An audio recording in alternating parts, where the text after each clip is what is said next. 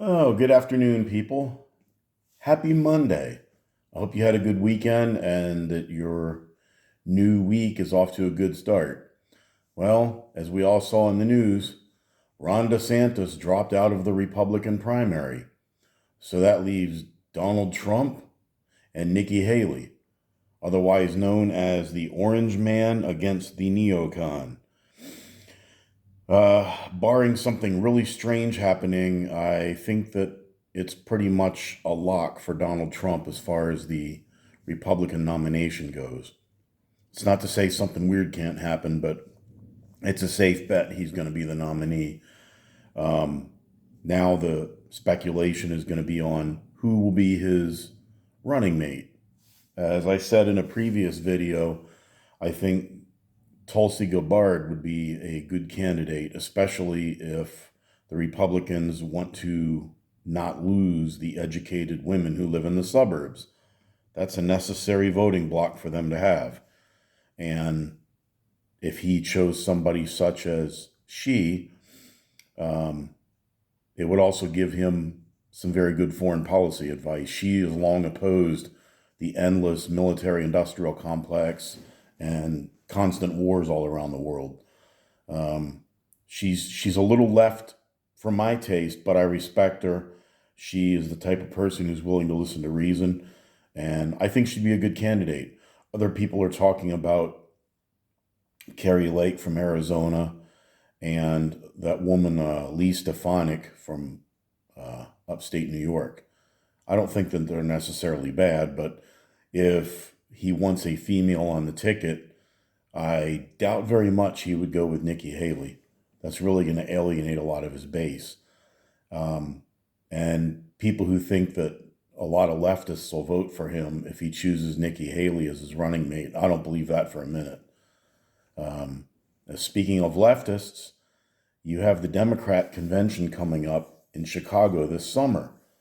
Well, it's hard to get inside the head of some Democrats at times, but 2/3 of Democrats that have been surveyed, now I don't really know who did the survey. It was one of the, it might have been Pew Research or somebody like that, but 2/3 of the Democrats who were surveyed said that they did not want Biden to be their nominee. Well, he does stumble, mumble, and fumble a lot to get through the day. That he's seen as weak. So now you've got, if it comes down to Trump versus Biden, you've got a rematch of 2020 where the majority of people are going to be voting against the other person rather than for their person.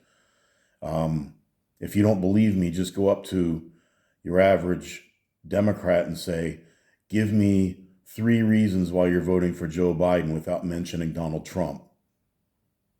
And they'll stammer and stutter and realize that they're really not voting for Biden. They probably don't like his policies unless they're super rich or connected to the government. And they just hate Trump. You have other people who actually like Trump's policies, but they can't stand his personality, and that's his biggest problem right there. But then you go to a lot of hardcore Trump supporters and you ask them to name, they can at least name a few reasons why they like Trump based on policy. And of course, a lot of them will be voting against Biden too. A lot of people really don't like Trump, but they're just voting against Biden. But at the Democrat convention, they have this funny way of using their superdelegates.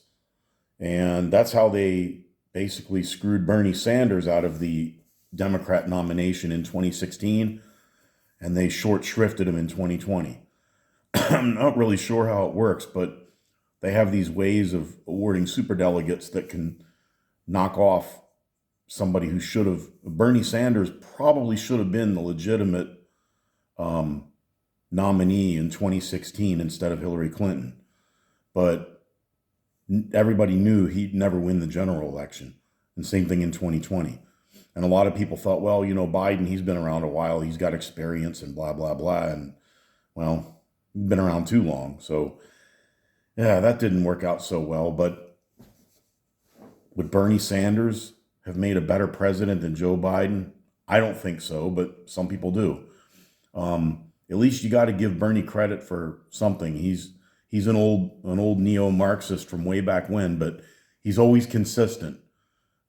His message barely ever changes, except he used to talk about billionaires and millionaires. But now that he's a multimillionaire, now it's just billionaires. He doesn't really throw scorn upon millionaires because he is one. Bernie Sanders is solidly into the 1%. Owns a couple houses. He's accumulated several $1,000,000 in wealth. He's not hurting at all. He's a bourgeois socialist, I guess you could call him. Capitalism. He sounds like a Republican when he's on the phone with his accountant, but he sounds like a Democrat when he's out on the campaign trail. But hey, there's something about the old guy. He seems to have a following of a lot of young people really like him. Ron Paul was that way too. Ron Paul is not a young man, but yet the people at his rallies are always in their 20s and 30s. But at least people who supported Ron Paul could articulate several reasons that were based in the Constitution why they liked him. A lot of the stuff with Bernie Sanders is just socialism. But nevertheless, whoever comes out on top in this, I don't know what the Democrats are going to do. I've always thought that they were going to try and find a way to get Gavin Newsom in there. Maybe they will. I don't know. But, who else do they have in mind? I don't think they want to run Hillary again, although she has been out making appearances.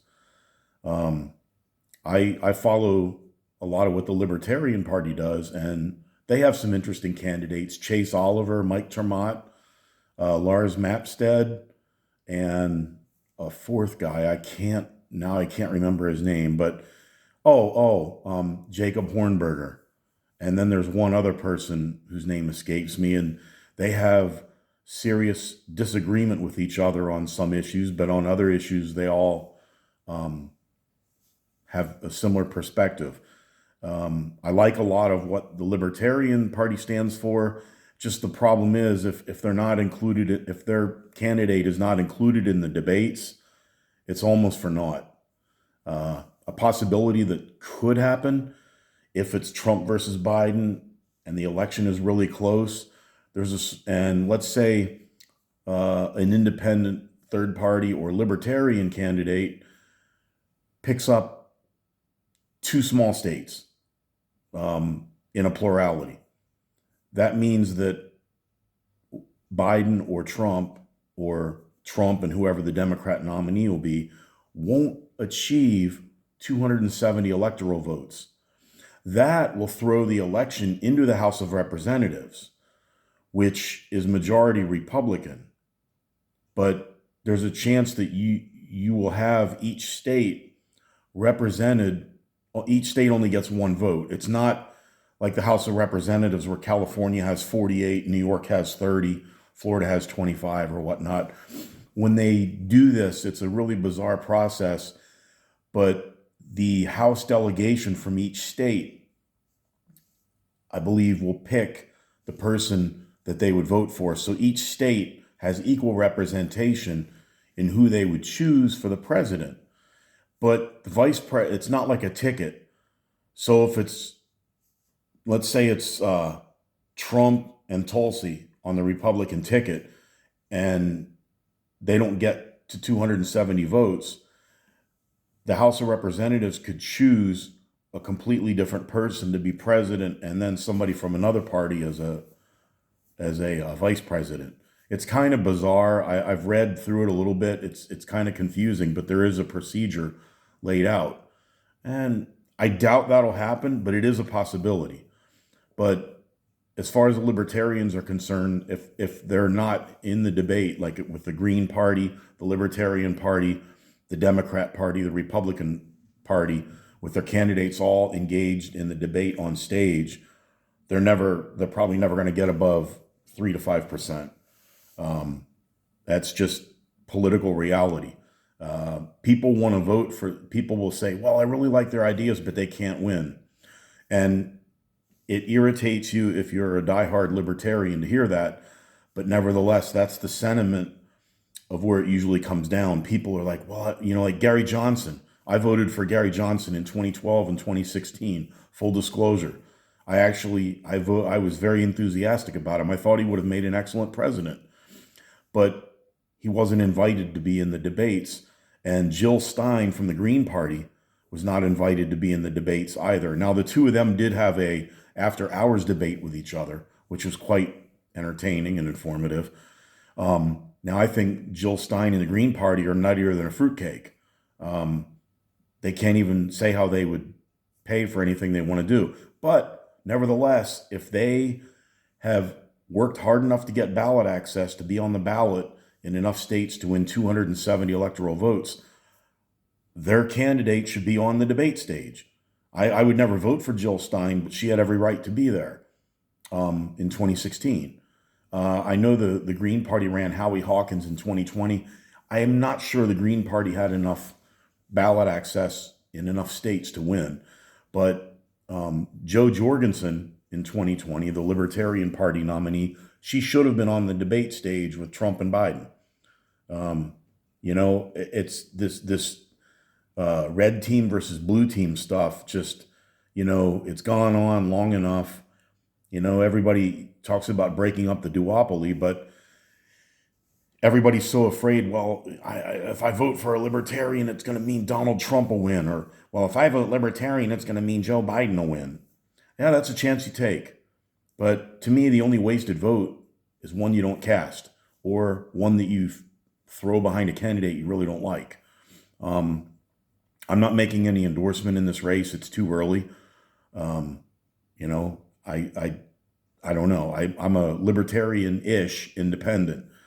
I'm right of center on a lot of economic issues, but then I'm more middle of the road on some other things. I just think that, we've gone on playing this game every 4 years for so long, we got to break the logjam somehow. But anyway, the next several months are going to be very interesting times in our country. And the United States is not the only place seeing some upheaval. Since I live in Germany right now, I've been, you get some things in the international news that don't really make it in the United States, but they've had some crazy elections in the Netherlands. You had that Milei guy down in Argentina. You have some of the Nordic countries, Sweden, Norway. They're having some crazy political times, and you've got Poland and Hungary. You have a lot of moving parts, and people are kind of dissatisfied. And the farmers' protest here in Germany, that was really interesting to see.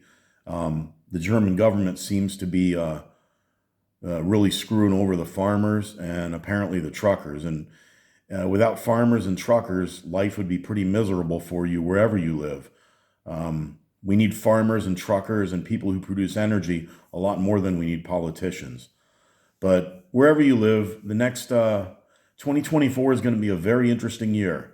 I don't know where this is all going to come out in the end, but one thing I wish we had in the United States everywhere would be ranked choice voting. Now, there are a couple different ways to go about it, but very simply, you could choose your candidates in order. Like if you were libertarian, but you were afraid of Donald Trump winning, you could vote for the Libertarian Party first, Joe Biden second, and Donald Trump third.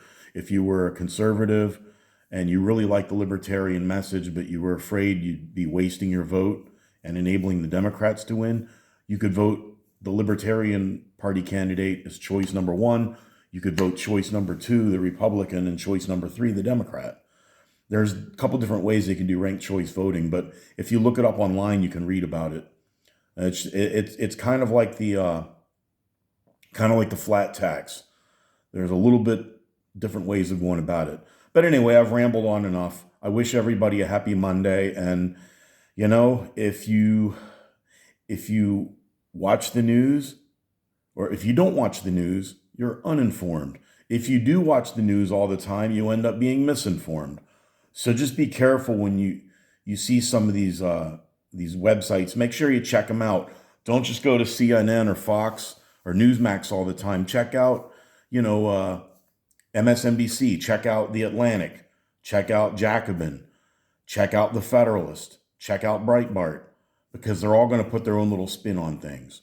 So with the internet and modern technology, you've got more information in the palm of your hand with your phone than people did 30 years ago with cable TV, and 50 years ago when there were only 3 channels. So anyway, take care and have a great day.